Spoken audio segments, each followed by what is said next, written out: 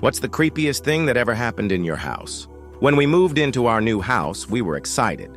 It was an older home, full of character, and we were eager to make it our own. However, there was one thing that always bothered me. No matter what we did, the basement door wouldn't stay locked.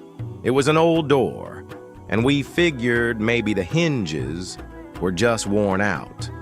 But every morning, without fail, we'd find it slightly ajar.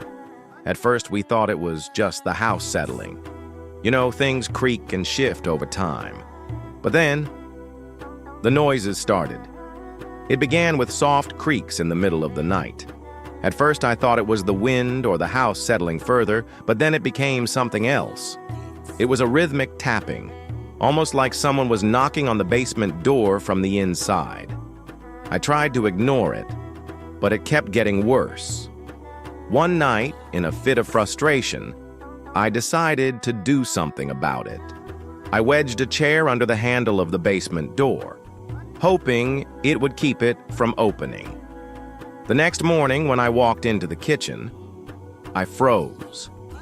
The chair was lying on the floor and the door was slightly open, halfway across the kitchen.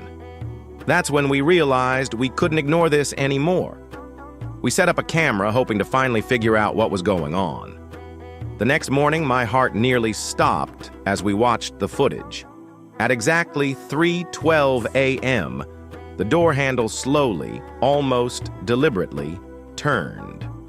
Then, with a low groan, the door cracked open, just enough to let something through. But that wasn't the worst part. As the door opened, a dark, claw-like hand reached out from the darkness. It was long and twisted, with fingers that seemed unnaturally thin. My breath caught in my throat. The hand waved slowly, almost like it was acknowledging us. Just before the video cut to static, the camera caught one last chilling thing. A shadow moving behind the door, something that wasn't quite human. We didn't stick around much longer after that.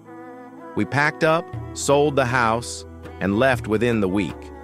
But every time I think back on it, I wonder, what was in that basement? And why did it want to say goodbye?